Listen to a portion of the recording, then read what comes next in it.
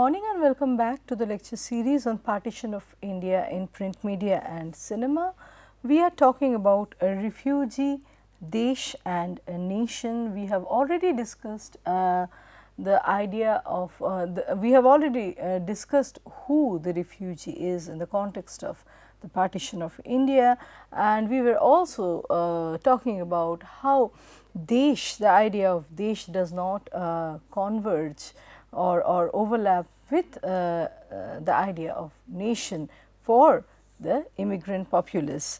While Desh harbingers a sense of nostalgia about one's homeland, where one could trace one's ancestral homestead or one's ancestral property. So, the sense of belonging is mostly attached with Desh, whereas nation is a geopolitical demarcation that nation, the formation of nation is an operation from above, and it is meant to group people together in terms of their linguistic and religious commonality. So, the co-religionists, the linguists would be or the people from similar language and religion groups would be made to stay in abutting geopolitical space, something that was determined after the British colonizers left, and which led to redrawing of the borderlines. So, when we talk of nation, we are certainly thinking of borders and boundaries. Desh heralds a more organic connection. So, partition of India, when we talk of partition, we cannot not talk about the refugees, the displacement of millions of people, and it is often described as one of the largest refugee crisis in human history. So, one of the largest refugee crisis in human history. So, now when we look at the refugee, the figure of the refugee or the icon of the refugee, we see that the refugee in the partition of India, in the context of India's partition, the refugee emerging as a result of the partition is an enigmatic construct who is partly heroic, partly pitiful or pitiable, and someone who is constantly compromising his or her agency, and yet fighting back and yet fighting to gain back that agency, or negotiating constantly for rights. So, someone that is shorn of self-charge and choices, and yet trying to find a footing, trying to gain traction in terms of policy making, in terms of new rules and regulations that facilitate his or her resettlement in the homeland. So, that is a very contradictory. So, the refugee is constructed of contradictory features essentially, and we see that this archetype of refugee, whenever we have a congealed archetype about the refugee, we tend not to look at the hierarchies of post-colonial citizenship within the mass of refugees. This is something that needs emphasis, that needs further examination. So, as I have been already talking, as I have already been pointing out, there are social distinctions that prevent an umbrella, that prevent any umbrella signification or meaning being adhered with the social marker refugee. So, the core principle of official resettlement policy was self-rehabilitation, and so the section of immigrants that could self-rehabilitate, that could buy their own lands, build their own housings, establish their own business without any aid from the government, were seen as the ideal refugee. So, we have already talked about how the ideal refugee is the male upper caste individual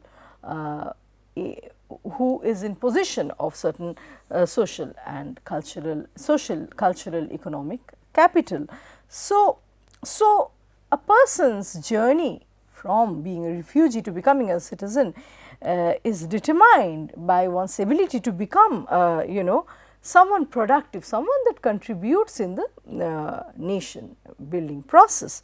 So, someone that can establish himself without state intervention and then contributes to the state.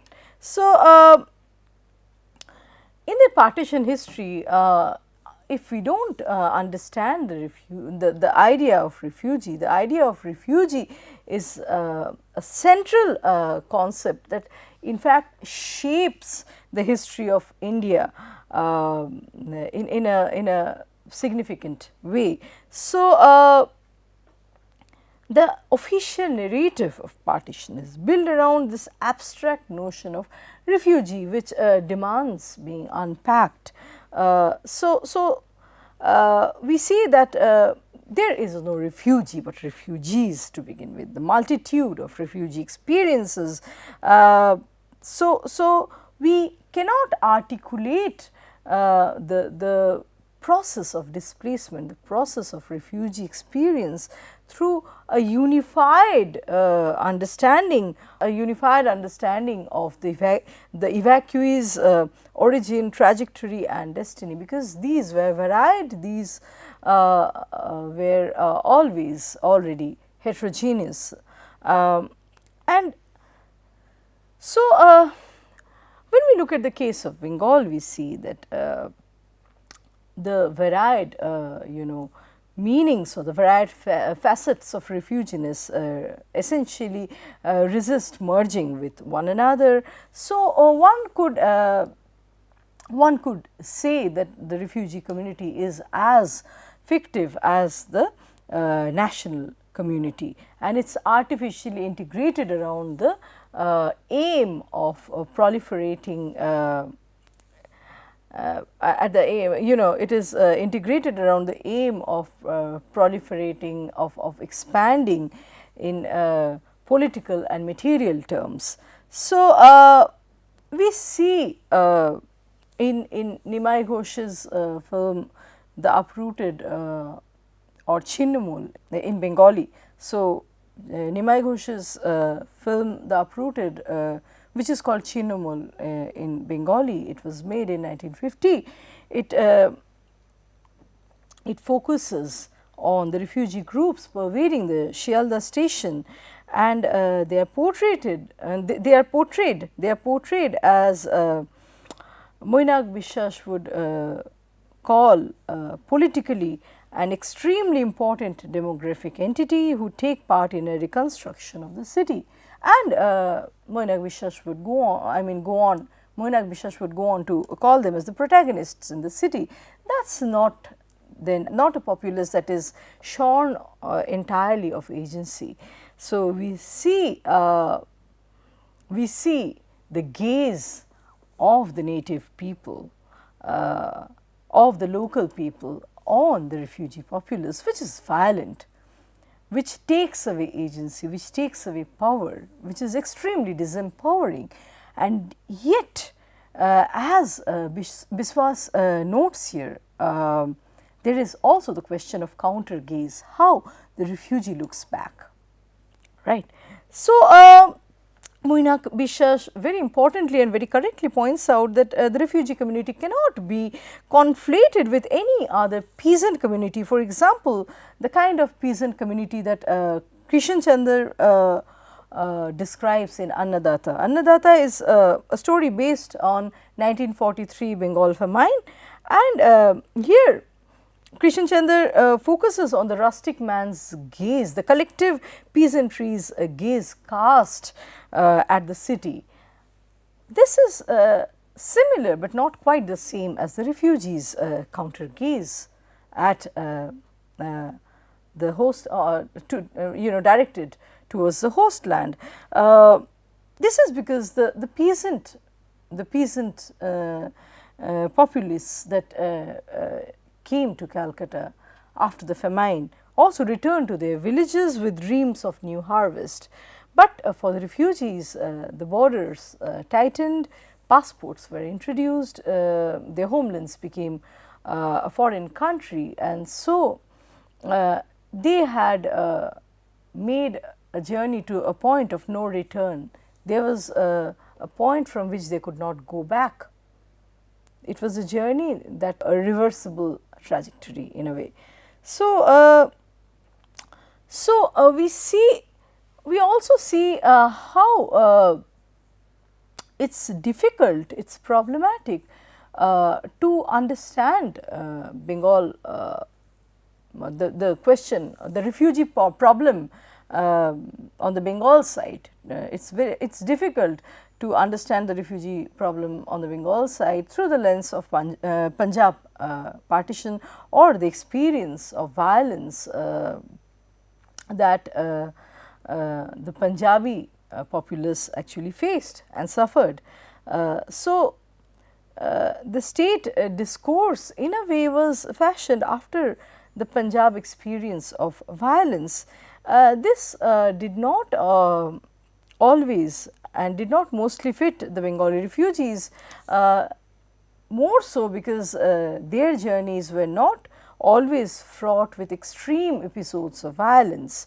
In Bengal, as we know, the violence was less extreme, and so who was the refugee? This entire definition of refugee becomes more nuanced, more discursively located outside of the notion of authentic refugee-ness. So, Ravinder Kaur notes that the state policies of resettlement were modelled in a way that upheld, that corroborated or that embraced status quo.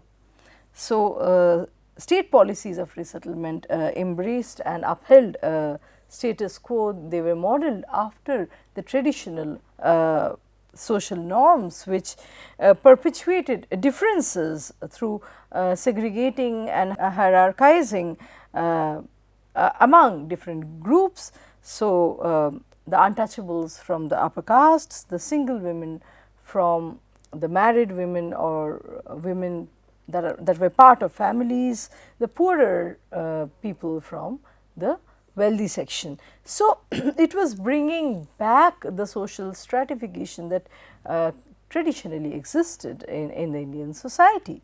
We have already seen, I remember I was talking about how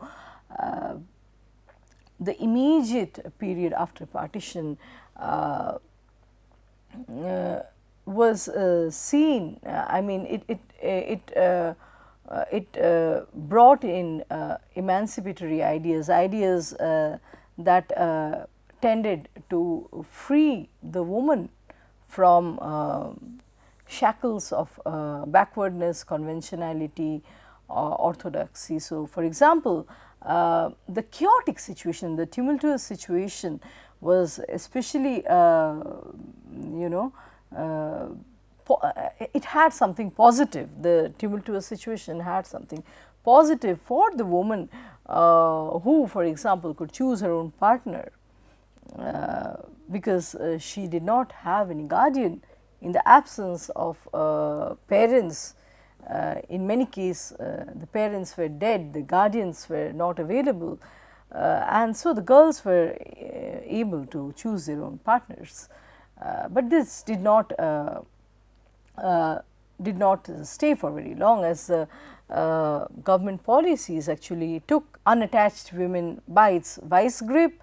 And so, while the charities, doles and welfares were being extended, were being given to these women, all these happened at the expense of controlling their sexuality and their independent decisions. So, Ravinder Kaur notes that in case of the making and becoming of post-colonial citizen subjects, one's social, economic and cultural factors played, these factors, social, economic and cultural factors played key roles in ensuring the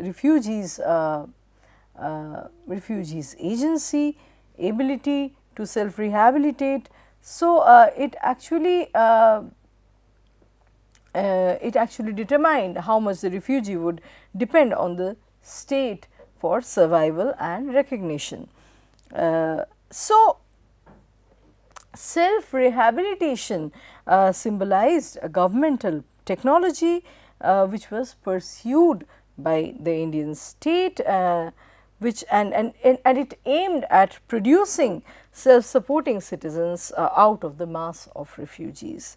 So, the process of becoming a citizen from being a refugee was seen as a state ordained rite of passage. It was kind of the refugee growing up to become the citizen who would take his own responsibility and responsibility of his own family rather than depend on the state. So, now the refugees, there are perspectives or points of view that clash. So, the state policies define the refugee and perceive the refugee in a way which does not agree with the refugee's self-perception. The refugees see themselves as claimant. They would refuse to see themselves at the mercy of the state charity, and this was more. This is truer. This holds true in the case of the middle class, upper middle class refugees. The wealthier sections did not have this situation altogether, but for the middle class people, the educated middle class section, it was considered as there was a sense of indignation. There was a sense of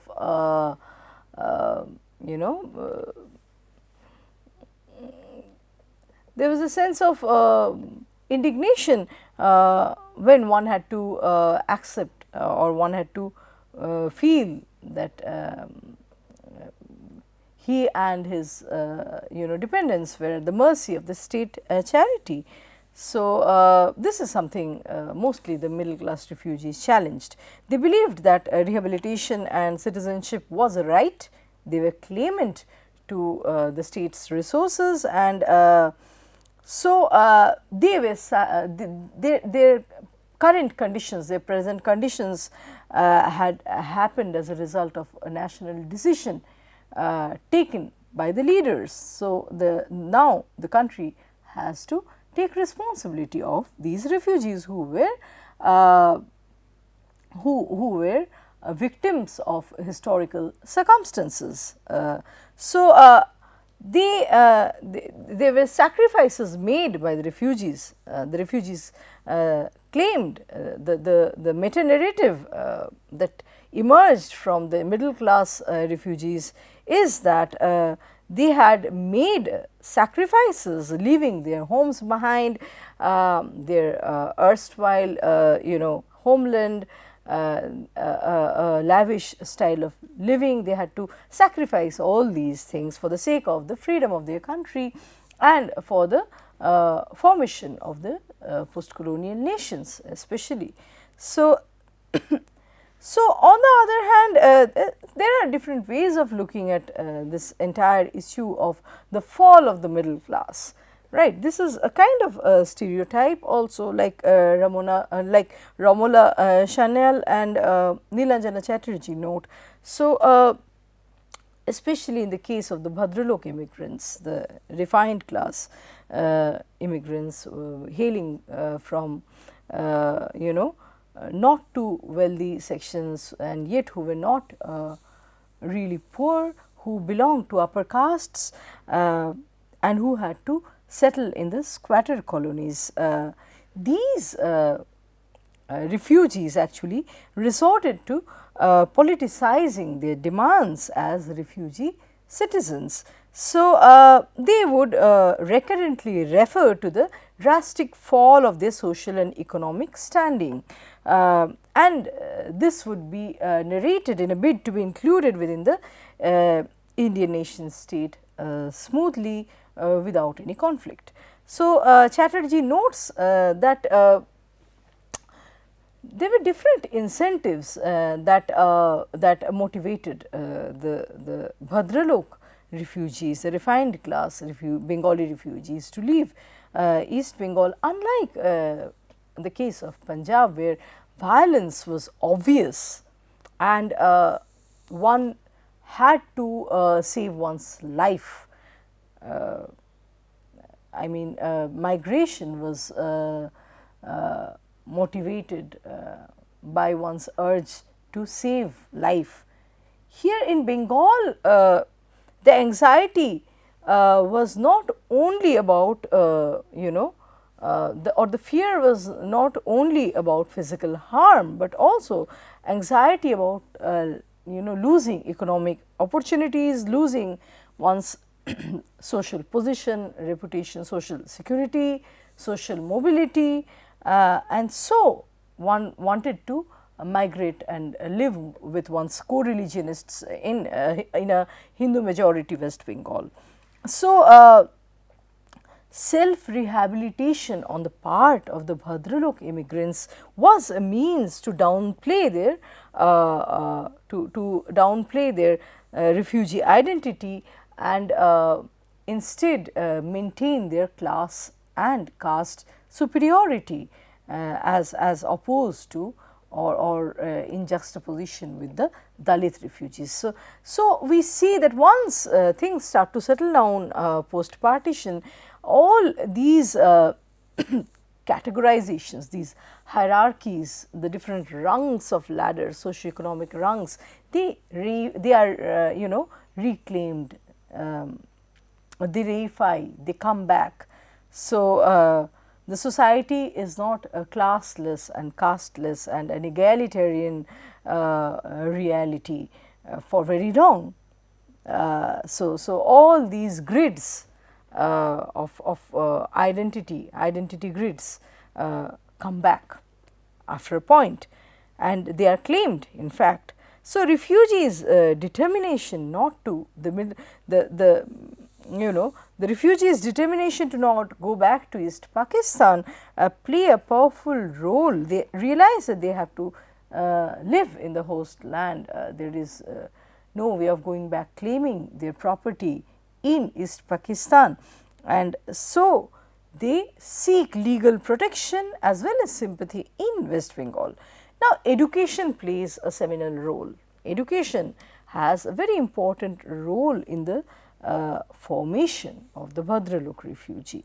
Education enables the Bhadralok immigrants' survival in the tough employment scenario in a thickly populated and economically broke post-partition Calcutta.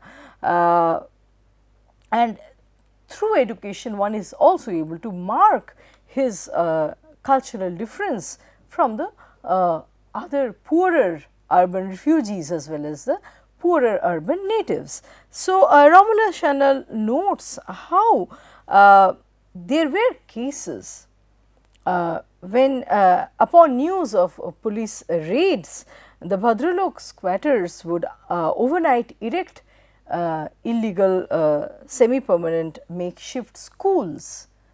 So, when why schools? We understand that school is a promise for building the future citizen subjects. So, when the immigrants actually build a school in their colony in the forcefully occupied land, there is an appeal to the authority that they not be uprooted.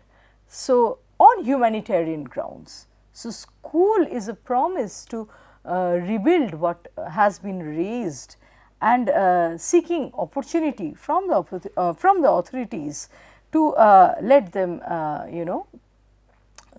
to not be raided on humanitarian grounds. So, colony schools actually symbolized a futuristic commitment which were initiated by responsible citizens. So, once a school is erected by a group of educated people, they are already subscribing to the benchmark of ideal citizenry. So, education in fact morally justified the act of Jabardakhal or forceful land occupation.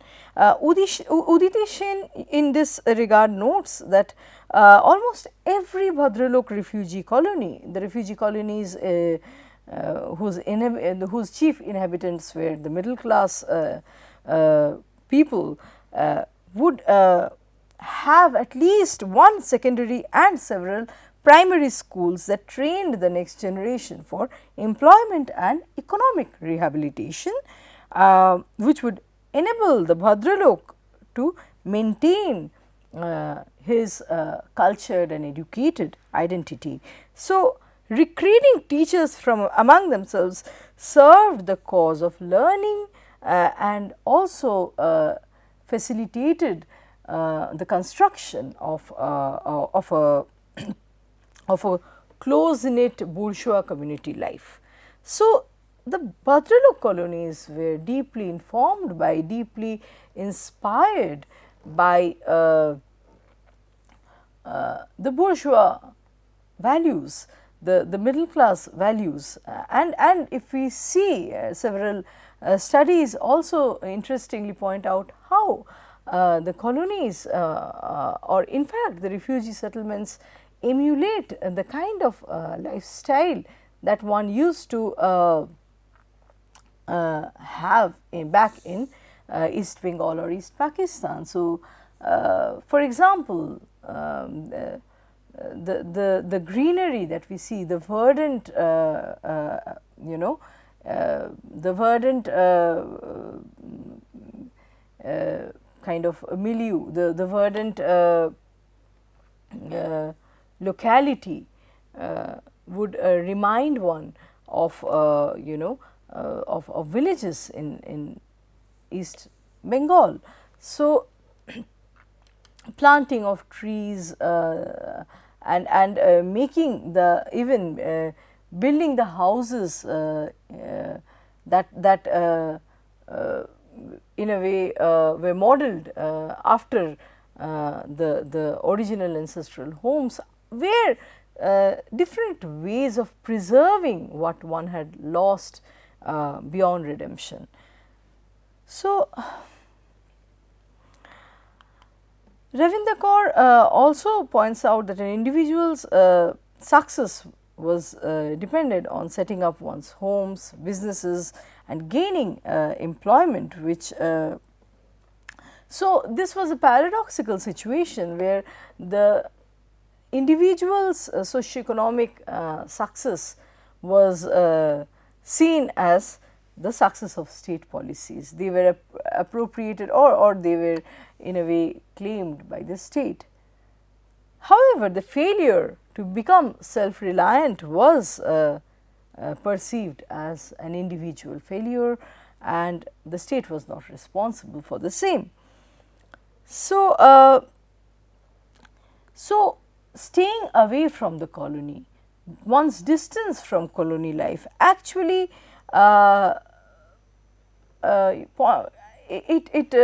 signified, it suggested that one had become successful. To be able to move out of the colony, distancing oneself from the refugee camps and colony life and state doles established one as a relevant and full-fledged citizen of the new nation. Citizenship was and is seen, citizenship is therefore seen as a constant work in progress. It is shaped, it is realized in everyday life, and it's something that is realized by the refugees through negotiating with different governmental authorities, through pushing for certain policies, and through constant remolding, revisiting of what the state has to offer to the newcomers. So, so when the state sets forth certain yardsticks, the benchmarks for defining the citizen, the state practices seek to classify and define the displaced people through such benchmarks, through such definitions.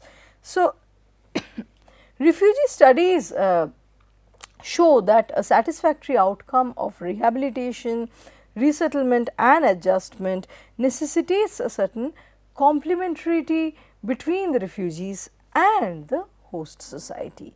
So, unless there is this complementarity, there is this reciprocation, rehabilitation is fraught with new challenges and problems. It cannot be full-fledged, it cannot be wholesome and satisfactory. So, Shelley Feldman notes the case of Bengal, where a major after effects of the partition in Bengal was that the post-colonial was that there was a post-colonial challenge. So, a major after effect of partition in Bengal was the post-colonial the post-colonial challenge of remaking communities, where there would be linguistic, ethnic, cultural differences between the West Bengali natives and the East Bengali immigrants, and these tensions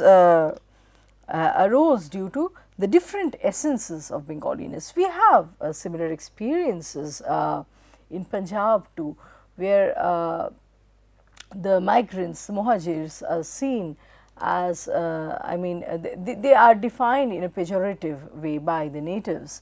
They are largely perceived as a populace that is taking away the local, they are taking away the jobs or the economic prospects of the local people. They are taking away the lands. They are, offering stiff competition to the native people.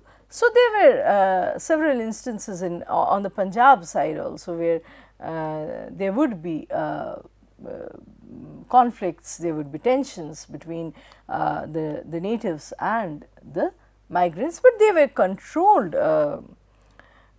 They were controlled very effectively through state intervention. They were controlled. They were balked before they could further amplify and exacerbate. Before they could further amplify and exacerbate. So, here we can see a picture of the refugees. These are the pictures that come to our mind when we think of the social marker of refugees standing in queues, waiting for government doles, people huddled together in railway stations, in public areas, people that are living in unsanitized conditions, the conditions where there are people living in unsanitized environments that lead to diseases, people without food and proper clothing and so forth. So, we see that moral community of victims and survivors of genocidal violence were formed through a number of pressure groups and organizations named as Refugee Protection Society, All India Refugee Welfare Association, Refugee Old Motor Parts Dealers Association and so forth. So, they rendered the homeless, I mean, a kind of moral ground which enabled them to reconstruct anew, reconstruct and access state resources and thereby participate in the making of the post-colonial nation states. So, I was also discussing how there is this transition or there is this different way of looking at the term refugee. Some that were ashamed of being called the refugee, they would rather be called Pravasi, they would rather be called Pravasi because refugee was seen as an abominable term. On the other hand, refugee as a term also signified right, signified reclaiming who one was. So, defining an organization, defining a shop through including the word refugee was a way of facing up to one's situation, one's reality, and not shying away from it. Someone who could demand from the state. So, not as an individual on the receiving on the receiving end of government charity, but someone who could demand whatever the state had to offer. So, we see the refugee as a term has so many different layers, so many different meanings attached to it. It could actually signify self-charge. So, at the bottom of social distinctions were the state dependent refugees who suffered the most actually, who had the least social economic capital and who bargained power to gain resources from the state after displacement. So, however, the bargaining power of the Dalits, the rural and urban poor, the single women were very limited. They constituted the marginal section in the refugee. So, in the refugee community, they actually occupied the marginal positions, and so they had very little influence in the ongoing political processes. In the official Indian account entitled The Story of Rehabilitation, the refugee is a generic product not of the state's failure to protect its citizen, but of a new and pernicious doctrine that had come to poison men's minds. Arson, rapine and murder were let loose and people were uprooted from their homes. So, in the official definition, the state's role in escalating violence or the state's inability in stopping in stemming or in the state's inability in stopping violence is not mentioned. In the official account, we do not see that the state take any responsibility for the riots and the violence that led to the partition. The definition is quite ambiguous. So, the refugee, according to official account, is a multitudinous body of 5 million people crazed with fear, shattered in body and mind, most of them pitifully destitute, who had to be fed, clothed, protected from the ravages of disease, found shelter and homes where they could be slowly nursed back to some semblance of lost dignity. So, like we have discussed in our previous lecture, the process of rehabilitation was also a process of resuscitating people, normalizing one's lives, bringing one back within the fold of normalcy, normal functioning. So one could, once again, the idea was that one could revive and contribute to the nation building process. So, Renuka Ray, State Relief and Rehabilitation Minister, reported that 27 lakh refugees were living in West Bengal, as Amrita Bazar Patrika documents. So, the government's inability to tackle such heavy exodus was openly admitted in official circles, and we see that the situation becomes worse after 1952, after the introduction of passport, when the Namasudras and the Pondra Kshatriyas, these were the major Dalit caste, these were the major Dalit Bengali immigrants that or let us say since 1952, after the introduction of the passport, there was a major immigration, of the Namasudras and the Pondra Kshatriyas from East Pakistan to West Bengal. And this actually worsened the situations. They were chiefly agriculturalists, and it would be very difficult to fit them into any other alternate occupation, and there had to be some form of land where they could be resettled.